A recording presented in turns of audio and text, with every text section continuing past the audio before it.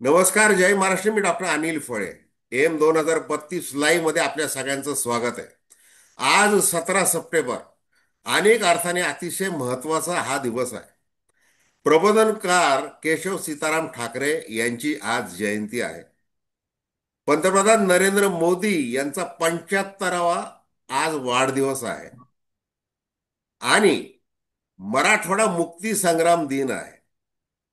आणि एक अप्रिय अशी घटना मुंबईमध्ये घडलेली आहे. मासाहेब मीनाताई ठाकरे यांच्या पुतळ्याची विटंबना झालेली आहे. आता राज ठाकरे यांनी 4 वर्षानंतर आपला ब्रश हातात घेतला आणि त्यांनी कार्टून काढलेलं आहे. जय शाह, अमित शाह एकमेकाला विचारत आहेत त्या पहलगाम घटनेच्या वेळेला की खरंच जिंकलं कोण. म्हणजे काल परवा जी भारत पाकिस्तान मॅच घडवली गेली आली ती, तर त्या संबंधी ते आहे. आणि तो प्रश्न विचारलेला आहे. दुसरं महत्वाचं म्हणजे राज ठाकरे यांनी, प्रबोधनकार ठाकरे यांनी आम्हाला जो संस्कार दिलेला, जो विचार दिलेला आणि तो विचार लक्षात घेतला आणि त्यांची विचारसरणी जर लक्षात घेतली, तर आज ज्या पद्धतीने धर्माचा बाजार मांडून आर्थिक महत्वाकांक्षेचा विचार केला जातोय, त्या अशा राजकीय प्रवृत्तीवर त्यांनी थेट हल्ला केला असता. अशा प्रकारची पोस्ट राज ठाकरे यांनी टाकलेली आहे. मुख्यमंत्री देवेंद्र फडणवीस यांनी मुख्यमंत्री म्हणून आपलं कर्तव्य देखील पार पाडलेलं आहे. मराठवाडा मुक्ती संग्राम दिनाच्या निमित्ताने ते मराठवाड्यात. मग आज सकाळी 8 वाजून 25 मिनिटांनी त्यांनी सीएमओ सोशल पोस्ट एक टाकलेली आहे. त्याच्यामध्ये एक छायाचित्र आहे. ते प्रबोधनकार ठाकरे यांच्या तसबिरी समोर अभिवादन करत आहे, असं ते छायाचित्र आहे. काल त्यांनी राजकीय दृष्ट्या बोलताना मुंबईमध्ये ठाकरे ब्रँड आता संपलेला आहे, ठाकरे ब्रँड कसला, खरा तर आमचा चहावाल्यांचा ब्रँड आहे वगैरे, त्यांनी मोदींचा त्या अर्थाने उल्लेख केलेला आहे. आणि खरा ब्रँड हा बाळासाहेब ठाकरे वगैरे असं ते म्हटलेले. मध्यंतरी ते बेस्ट पतपेढीची जी निवडणूक झाली त्याच्या विजयाचं देखील त्यांनी सांगितलेलं आहे.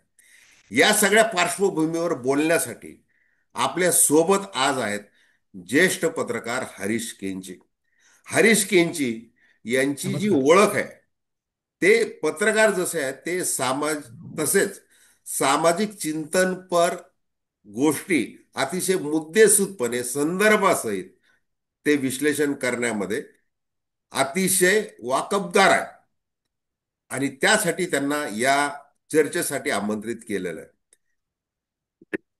हरीशजी, हे सांगा आता की प्रबोधनकार ठाकरे यांची विचारसरणी, त्याच्यानंतर हिंदू हृदय सम्राट बाळासाहेब ठाकरे, आणि आता हे ठाकरे बंधू, आणि आता एकनाथ शिंदे यांनी ते पळवलेलं धनुष्यबाण, आणि महायुतीमधले त्यांचं जे काही स्थान आहे, आता ते कसं काटलं जात आहे वगैरे तो भाग सोडा. पण ह्या सगळ्या याच्याबद्दल तुम्ही काय मत मांडाल सविस्तरपणे? नाही नाही, हे निवडणुकीसाठी केलेलं वक्तव्य आहे असं माझं म्हणणं आहे. कार्यकर्त्यांसमोर कार्यकर्त्यांचं मनोधैर्य उंचावण्यासाठी त्यांनी काढलेले हे विचार आहेत किंवा मत आहे असं त्यांना म्हणता येईल. कारण प्रबोधनकारांना डावलून महाराष्ट्राचा इतिहास चालणार नाही, महाराष्ट्राचं राजकारण चालणार नाही. प्रबोधनकार म्हणजे बहुजनवादी हिंदुत्व साकारणारे नेते असं त्यांचं वर्णन करता येऊ शकतं. दुसरं असं की त्यांनी ब्राह्मण्याविरुद्ध ब्राह्मणत्वाच्या विरुद्ध त्यांनी बहुजनवाद हा त्यांनी महाराष्ट्रामध्ये रुजवला. अ, राज ठाकरे यांनी आज सांगितलंय की महात्मा फुल्यांचा विचार त्यांनी पुढे नेला. प्रबोधनकारांनी पुण्यामध्ये आल्यानंतर महात्मा फुल्यांच्या विचाराचं जे खंडन होत होतं मध्यंतरी, ते त्यांनी पुढं काम सुरू केलं. हे प्रामुख्यानं सांगायला हवं. पण दुर्दैव असं की प्रबोधनकारांचा विचार हा त्यांनी स्वीकारलाय का राज ठाकरेंनी किंवा उद्धव ठाकरेंनी? हा एक महत्वाचा प्रश्न आहे. कारण आज भगवी शाल घालून ते भाषणं देत आहेत. हे प्रबोधनकारांचं नव्हतं ना. प्रबोधनकार हे हिंदुत्व, त्यातही ब्राह्मणत्व, ब्राह्मण्य ज्याला म्हणतो आपण ते ब्राह्मण्य, आणि भट भिक्षुकशाही असा त्यांचा शब्द आहे. त्या विरोधात त्यांनी आंदोलन उभं केलं होतं. त्या विरोधात त्यांनी प्रचंड कडाडून घणाघाती टीका केलेली आहे की जी आजच्या काळामध्ये खूप गरज आहे. आज भारतीय जनता पक्षाचा हिंदुत्वाचा झंझावात निघालेला आहे. अशा वेळेला राज ठाकरे आणि उद्धव ठाकरे यांना प्रबोधनकारांचीच कास धरावी लागणार. त्यांचाच विचार लोकांपर्यंत न्यावा लागेल, बहुजन समाजाकडे न्यावा लागेल, तरच त्यांना एक स्थान मिळू शकतं. कारण प्रबोधनकार हे त्यांचे आजोबा आहेत, त्यांच्या घरामध्ये त्यांचा वारसा आहे. परंतु त्यांनी विचाराचा वारसा पुढे चालवला का? तर दुर्दैवानं नाही असं म्हणावं लागेल. आज मात्र आजच्या राजकीय वातावरणामध्ये जो धार्मिक अ, उन्माद वाढलेला आहे, त्यासाठी प्रबोधनकारांचे विचार हे अगदी रिलेव्हंट आहेत आत्तासाठी. बघा, आज तुम्ही मगाशी म्हणालात की मोदींचा वाढदिवस आहे, पंतप्रधान नरेंद्र मोदींचा. त्याचबरोबर प्रबोधनकारांची जयंती आहे. रामस्वामी पेरियार हे डाव्या विचाराचे, त्यांची आज जयंती आहे. त्यानंतर शरद पाटील, कॉम्रेड शरद पाटील यांची जयंती आज आहे. असा प्रबोधनकारी विचार असणाऱ्या लोकांची आज उजळणी व्हायला हवी विचारांची, ती मात्र होत नाही. एक लक्षात घ्या, आज मी एकदम दोन गोष्टीची तुलना करणार आहे. प्रबोधनकारांनी काय केलं नेमकं, तर हिंदुत्वाचा जो विचार आहे तो त्यांनी मांडलाच. तो मांडताना त्यांनी हिंदुत्व म्हणजे ब्राह्मणशाही, भटभिक्षुकशाही आणि ब्राह्मण्यवाद हा असल्या कारणाने त्यांनी त्याच्यावर कठोर प्रहार केला. त्यामुळे झालं काय, हिंदुत्वाच्या रूढी परंपरा आणि धर्मातल्या वाईट चालीरीती याच्यावर प्रहार करताना त्या कोणाशी संबंधित होत्या, तर ब्राह्मण समाजाच्या. त्याच्या विरुद्ध प्रहार करताना त्यांच्या विरोधात त्यावेळेला ब्राह्मण विरोधी चळवळीचे जे नेते होते, म्हणजे बाकीचे वारा कोठारी असतील किंवा दिनकरराव जवळकर असतील, इतर जी काही मंडळी होती, ही सगळी मंडळी त्यांच्या बाजूला उभी राहत होती. म्हणजे हिंदुत्वाचा, म्हणजे प्रबोधनकारांना नंतर हे डावलण्याचं का कारण झालं ते तुम्हाला सांगतो.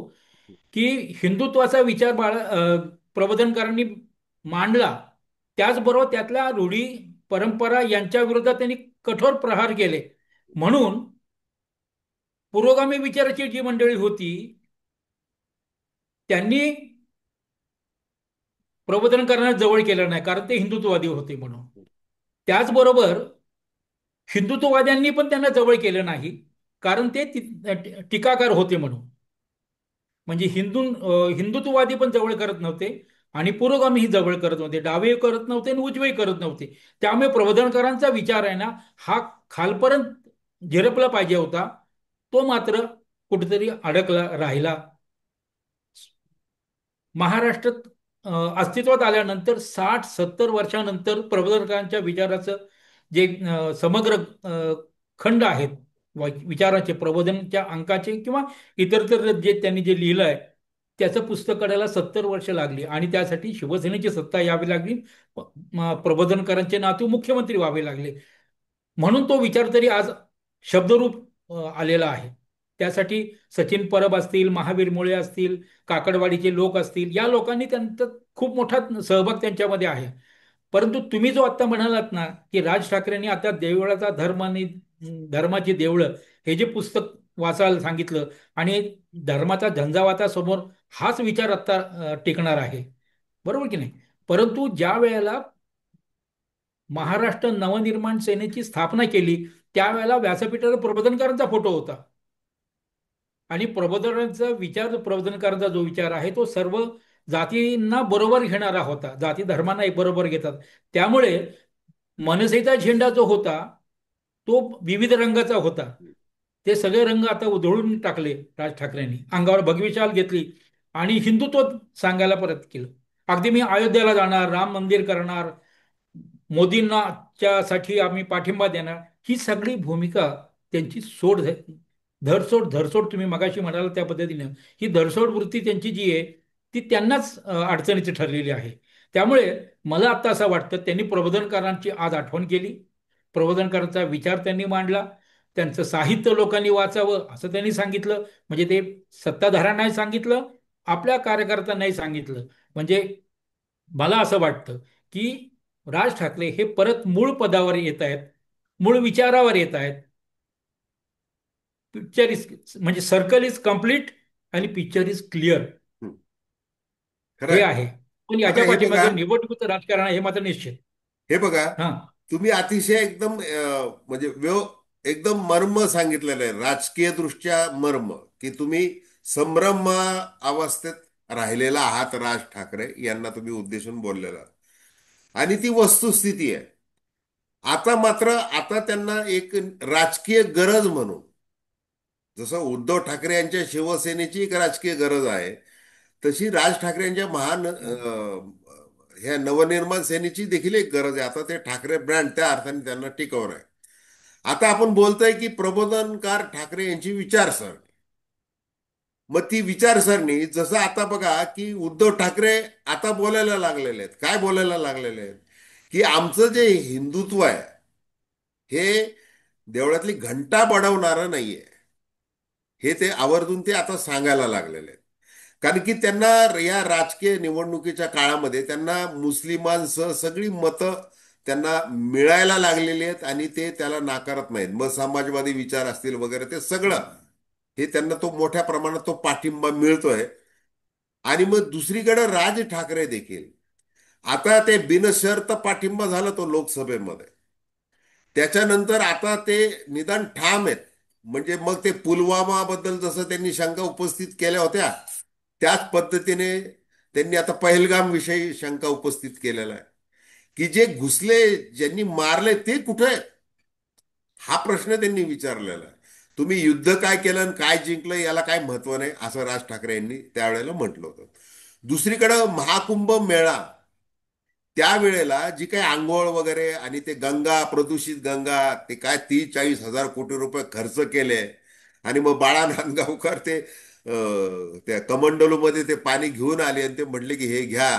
तर त्यांना मी नकार कसा दिला हे त्यांनी जाहीर सभेमध्ये सांगितलं, की काय कशा पद्धतीने तिथं आंघोळीन, मग ते पाणी काय शुद्ध जल म्हणून कसं, गंगा जल म्हणून का प्यायचंय मी.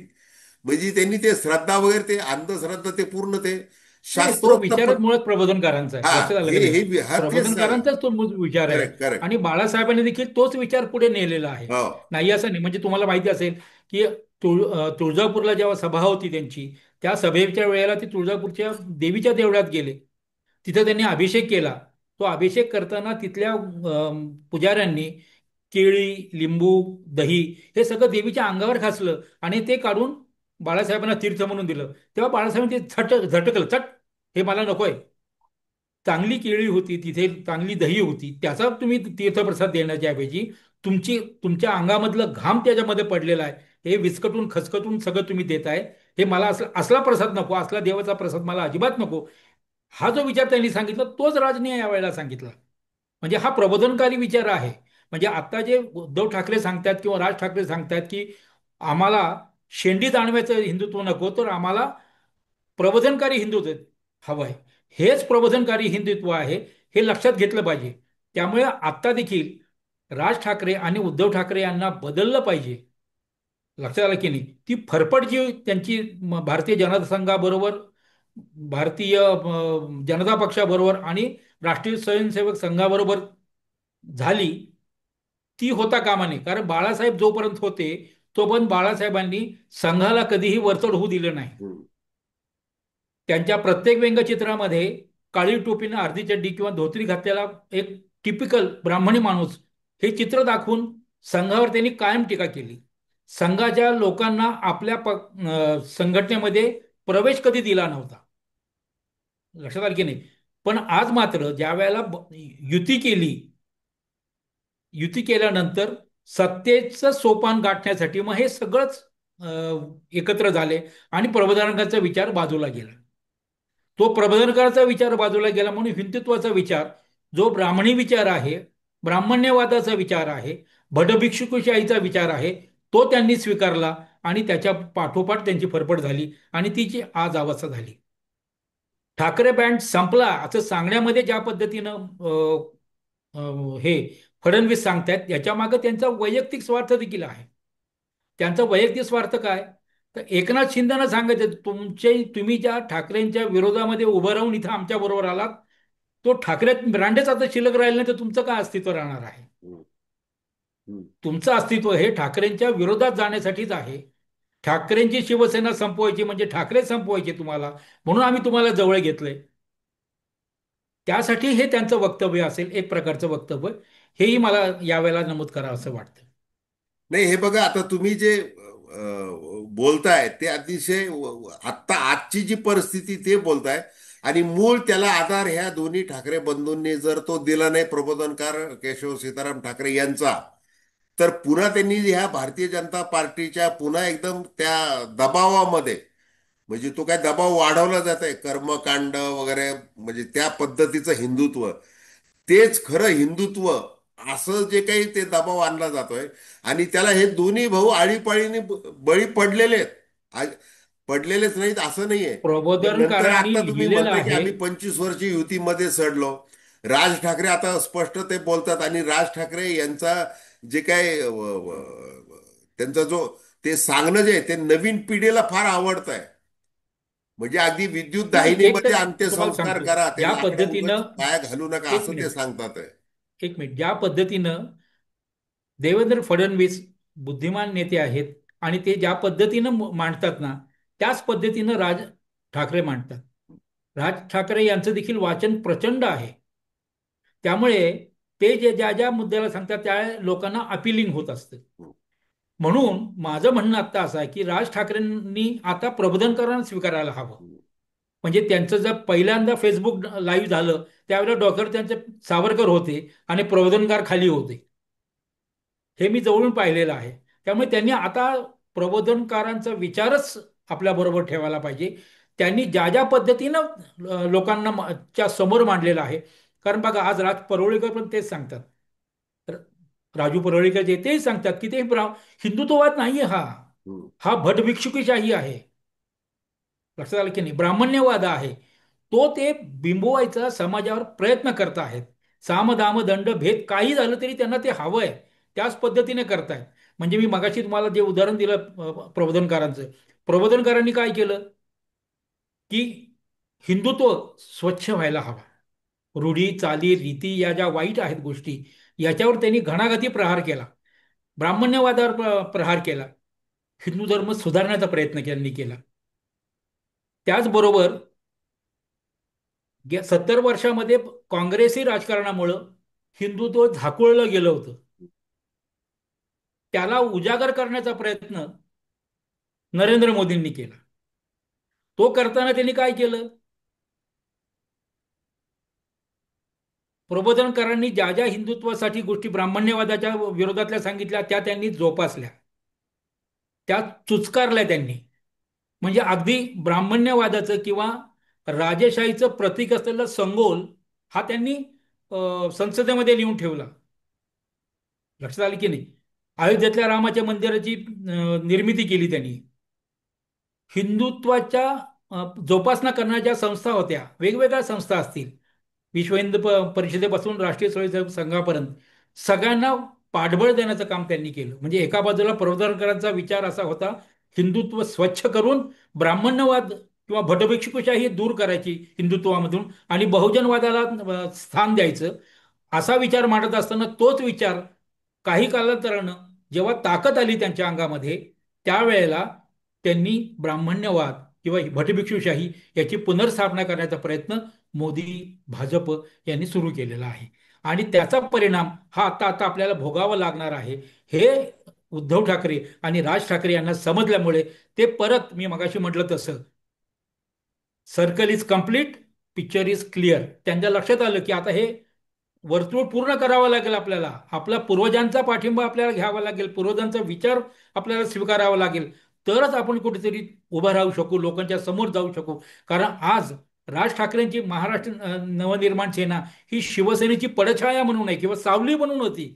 जे शिवसेनेचे विषय होते तेच मनसेचे विषय होते. त्यामुळे त्यांनी दोघं एकत्र येणं यासाठी अनेक मराठी माणसं प्रयत्न करत होते. मराठी माणसाच्या मनातली दगदग होती ती त्यांनी पूर्ण केली तिथे, आणि दोघं एकत्र आले.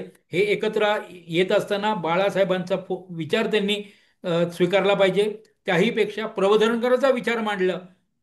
ज्या वेळेला उद्धव ठाकरे यांनी हिंदू धर्म आम्हाला शेंडी जाणवायचा नको, असं ज्या वेळेला सांगितलं त्यावेळेला पुरोगामी विचाराची मंडळी सगळी जवळ आली, जी कमीच असतील, ताकदीनं कमी असतील, पण ती सगळी मंडळी आपल्या बरोबर आली. आणि एका बाजूला हिंदुत्ववादी म्हणजे ब्राह्मण्यवादी एका बाजूला झाले आणि पुरोगामी एका बाजूला झाले. आणि पुरोगाम्यांची साथ आता शिवसेनेला म्हणजे ठाकरे ब्रँडला मिळते आहे. ही चांगली गोष्ट आहे. ती रोखून धरावी, ती थांबावी, म्हणून राजसत्ता त्यासाठी प्रयत्न करते असं दिसून येते. नाही आता हे अनिलजी. बघा हरीजी, तुम्ही अतिशय व्यापक चौकट मांडलेली आहे ठाकरे ब्रँडची, की आता पुन्हा ते सर्कल, म्हणजे पुन्हा आता प्रबोधनकार ठाकरे यांचा जो सामाजिक सुधारणेचा जो विचार आहे तो महत्वाचा आहे. आणि त्याची आज अतिशय गरज आहे. आज महाराष्ट्रामध्ये जे काही सामाजिक अराजक माजलेलं आहे, त्या परिस्थितीमध्ये अशा प्रकारच्या ठाकरे ब्रँडची अधिक गरज आहे. जसं प्रबोधनकार ठाकरे त्यावेळेला डॉक्टर बाबासाहेब आंबेडकर असतील, शाहू महाराज असतील, कर्मवीर भाऊराव पाटील असतील, ज्यांनी रयत शिक्षण संस्था बहुजन समाजातल्या या मुलांसाठी सगळ्यांना अनेक ताकद सुरू द्यायचं केली. काम प्रबोधनकारांनी केलं. हा. कोण तर ती समोर माणूस आहे हे त्यांनी कधी पाहिलं नाही. लहान आहे का मोठा आहे, किती मोठा असला तर. शाहू महाराजांना देखील त्यांनी झोडपायला कमी जास्त बघितलं नाही. ज्यावेळेला अंबाबाईची पुजारी नेमायचा प्रयत्न आला तेव्हा त्यांनी झोडपून काढलं शाहू महाराजांना पण. त्यांनी कोणालाच नाही, कुणाला कधी कधी कोण मोठा आहे काही नाही, पण धर्मावर जर कोणी काय करत असतील तर धर्म स्वीकारून त्यातला ज्या वाईट चालीरीती आहेत, वाईट रूढी आहेत, परंपरा आहेत, किंवा भटभिक्षुकशाही त्यांचा हा शब्द आहे पर्टिक्युलर, तो त्यांनी वापरला. त्याच्यावर त्यांनी घणाघात केलेला आहे. हे आजच्या समाजाला, आजच्या पिढीला कळलं पाहिजे. कारण खूप मोठ्या प्रमाणामध्ये हे विष असं पसरलं जात आहे. त्याला रोखण्यासाठी प्रबोधनकारांचा विचारच महत्वाचा आहे. आणि आज तो हे विचार रिलेव्हंट आहेत, हे दोघांनी मोठ्या प्रमाणावर सांगायला हवे, लोकांपर्यंत जायला पाहिजे. काय देवळाचा धर्म आणि धर्माची देवळं हे जे पुस्तक आहे त्याची पारायण करायला हवीत अशा पद्धतीचं. अहो, एक एक त्यांचा लेख तुम्ही वाचाल तर अंगावर शहारे उभे राहतील अशा पद्धतीचं त्यांचं लेखन आहे. असे शब्द त्यांचे आहेत. कानामध्ये तप्त रस ओतू अशा पद्धतीचे त्यांचे ते विचार आहेत. आज त्याची गरज आहे. आज जो समाजाला कोणाचं नेतृत्व राहिलेलं नाहीये, त्यांच्यासाठी म्हणून प्रबोधनकार आज गरज आहे. तेव्हा या दोन्ही ठाकरे बँडनी प्रबोधनकारांचाच विचार पुढे नेला पाहिजे. हे महत्वाचं आहे. तुम्ही अनिलजी. वारंवार ते त्या दोन्ही ठाकरे बंधूंना हे म्हणजे सांगताय की महाराष्ट्राची ही आत्ताची गरज आहे की प्रबोधनकारांचा विचार तो हो, तुम्ही स्वतःही राजकीय दृष्ट्या पचवला पाहिजे आणि लोकांच्याही तो गळी उतरवला पाहिजे. भलं तुम्हाला राजकीय काय गणित असेल तुमचे हिशोब ते बाजूला ठेवले पाहिजेत. आज त्याची गरज आहे. कारण ज्या पद्धतीने भारतीय जनता पार्टीचं वर्चस्व ते सगळीकडं चालू आहे वैचारिक दृष्ट्या, आणि जसं तुम्ही त्या राजू परवळेकरांचा उल्लेख केला किंवा तुम्ही स्वतःही त्याचं विश्लेषण केलेलं आहे की हा जो आहे हिंदुत्ववाद वगैरे नाही, हा ब्राह्मण्यवाद, आणि हे कसं जे चाललेलं आहे, तर ते कुठेतरी थांबलं पाहिजे. लोकांच्या ते लक्षात आलं पाहिजे. आणि त्याच्यातून जे काही वैरभाव जो निर्माण झालेला आहे आज प्रत्येक प्रसार माध्यमांमध्ये देखील ते वैरभाव आहे. ह्या विचाराचे त्या विचाराचे, त्या विचाराचे ह्या विचाराचे, सगळीकडे ते जे द्वेष भावना जी निर्माण झालेली आहे ती अतिशय घातक आहे. माझी दर्शकांना विनंती की हरीश केंची जी काही मांडणी करत आहेत त्या मांडणीबद्दल आपल्याला जे वाटतंय ते तुम्ही कॉमेंट बॉक्समध्ये जरूर लिहा. आणि हे चॅनल सबस्क्राईब करा आणि ही चर्चा आवडली असेल मुळात तर एक माझा इतरांना शेअर महत्वाचा देखील मुद्दा करा. आहे. आता राज ठाकरे यांनी बाबासाहेब पुरंदरे नाही तर प्रबोधनकार ठाकरे वाचले पाहिजेत. खरंय. मराठी अस्मिता जी प्रबोधनकारांनी जागवली होती, हो. जात जाणीवा त्यांनी समजून घेतल्या होत्या, हो. त्या या ठाकरे बँडनी समजून घेतल्या पाहिजेत. महाराष्ट्रातलं जर राजकारण करायचं असेल तर या जात जाणीवा ज्या आहेत ना, त्या महत्वाच्या आहेत. त्या प्रबोधनकारांच्या अंगात ठासून भरलेल्या होत्या. त्यामुळेच त्यांचं ते वक्तव्य जे आहे ते मोठं होत होतं. आणि या महाराष्ट्रातल्या म्हणजे आता जो वाद निर्माण झाला मराठा मराठेतर ओबीसी धनगर या सगळ्यामध्ये जात जाणीवा ज्या आहेत ना, त्यांच्याशी त्यांनी जुळवून घेतलं पाहिजे. आणि बहुजन वाद हा निर्माण करायला पाहिजे. हिंदुत्ववादापेक्षा बहुजनवाद महत्वाचा आहे. हा बहुजनवाद आता जर महाराष्ट्रामध्ये उजागर झाला तरच भावी काळामध्ये महाराष्ट्राला किंवा इथल्या मराठी तरुणांना चांगले दिवस येतील असं मला तरी वाटतंय. नाही, अगदी बरोबर आहे. अनिलजी. अगदी बरोबर आहे. आता हे कसं आहे, आता ह्या स्थानिक स्वराज्य संस्थांच्या निवडणुका, मग आता ती कसंही करून ती मुंबई ह्या उद्धव ठाकरे यांच्या शिवसेनेकडून किंवा किंवा त्यांच्या हातातून काढायची किंवा या ठाकरे ब्रँडच्या हातात द्यायची नाही, यासाठी वाटेल ते करण्याचे ते आता ते सगळ्या ज्या पद्धतीने सुरू झालेलं आहे. आणि त्याचा श्री गणेशा त्या अर्थाने मुख्यमंत्री देवेंद्र फडणवीस यांनी भारतीय जनता पार्टीच्या त्या कार्यकर्त्यांसमोर बोलताना काल केलेलं आहे. आता दुसरं, हे ठाकरे बंधूंना हे आपण काही असं म्हणजे आपण त्यांचं प्रबोधन करू असं हे काही त्यांना, त्यांची जी ऑरा आहे सगळी, तर त्यांचा तो तो जो काही अहंकार आहे त्याच्यामध्ये ते त्यांना कितपत हे मान्य होईल हा भाग वेगळा आहे. नाही नाही, आणि मुळात आपण काही कसं फक्त आहे माहिती त्यांना आहे का, सल्ला देण्यासाठी प्रबोधनकार हे जे बसलेलं नाहीये किंवा सल्ला आपण प्रबोधनकार काही त्यांचे सल्लागार नाहीये. परंतु एक पत्रकार म्हणून ही महाराष्ट्राची जी गरज आहे, ही त्या अर्थाने ते थेट बोललं पाहिजे. आणि आता तरी आता ते यू टर्न घेणं वगैरे हे कुठंतरी थांबलं पाहिजे, याचाच आपल्या बोलण्याचा मतितार्थ आहे. तर या दोघांना, हा, शिवसेना आणि महाराष्ट्र नवनिर्माण सेना, यांना निवडणुका जिंकायच्या असतील तर प्रबोधनकारांच्या मूळ विचाराकडे जावंच लागेल. काळ उलटत चाललेला आहे. त्या तसं महाराष्ट्राचा आत्मभान देणारं विचारवंत म्हणून प्रबोधनकार आहेत. त्यांच्या विचाराची साथ किंवा त्यांच्या विचाराची कास या ठाकरे बंधूंनी धरली पाहिजे, तरच त्यांचं भवितव्य राहील अगदी बरोबर. असं मला वाटतं.